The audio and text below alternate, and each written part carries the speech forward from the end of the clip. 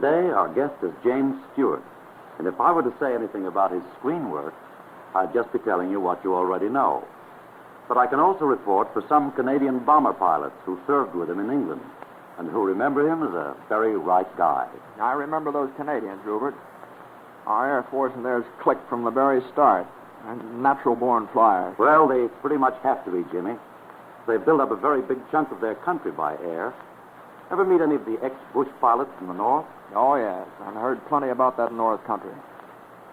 Pretty fascinating stuff. Yeah, the last frontier, huh? Well, maybe so, but it's a whale of a lot different from any other frontier. For one thing, it's crossed by nearly every principal airline in the world, and it's webbed with airlines of its own. The way I get it, there's hardly a place in the North that isn't within a few hours flying time of one of the big cities. That's true. And there's an enormous traffic back and forth in passengers and air freight. Certainly must be different from old-time frontier life. None of that feeling of remoteness. You know, there's another thing about this frontier that interests me as a flyer. Go on, I'm learning things. Well, that North country is really a buffer between two very different worlds.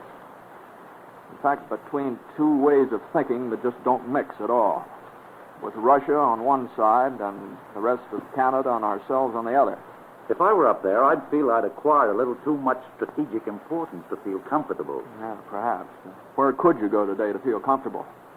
But I suppose that's why the defense of the North takes such a big place in the joint military planning between Canada and the States.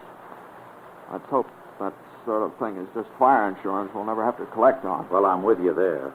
One of the most comfortable thoughts for me is that the Canadian North has become a stamping ground for pretty nearly every kind of scientist you could name. Isn't that a fact, Rupert? Oh, sure.